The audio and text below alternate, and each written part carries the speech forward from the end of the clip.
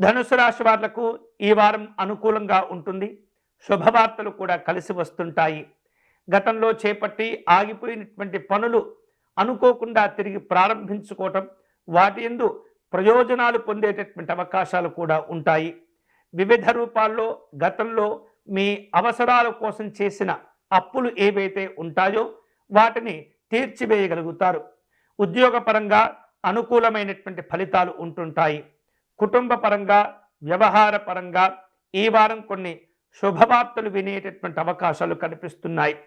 కుటుంబ పరంగా కొన్ని నిర్ణయాలు ఏవైతే ఉంటాయో చాలా జాగ్రత్తగా తీసుకోవలసినటువంటి అవసరం ఉంటుంది.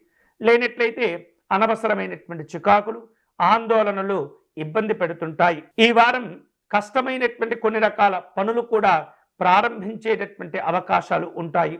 మీకున్నటువంటి తెలివితేటలు, ముందు చూపు వాటి యందు విజయాలు సాధించుకునేందుకు దోహదపడుతూ ఉంటాయి. వ్యాపార రంగంలో ఉన్నటువంటి వాళ్లకు మంచి మంచి లాభాలు కలిసి వస్తుంటాయి.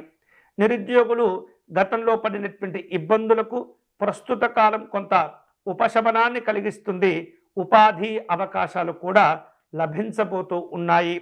స్నేహితులను కలుసుకుంటారు, బంధువులను కలుసుకుంటారు, కుటుంబపరమైనటువంటి శుభ కార్యక్రమాల్లో పాల్గొంటారు. ఈ వారం ఈ ధనుస్సు రాశి వారిలో శుభకరమైనటువంటి ఫలితాలు పొందేందుకై దక్షిణామూర్తి స్వామి వారిని పూజించటం, ఆరాధించటం మంచిది. గురుపాదుకా స్తోత్ర పారాయణం విశేష శుభాలను కలగచేస్తుంది.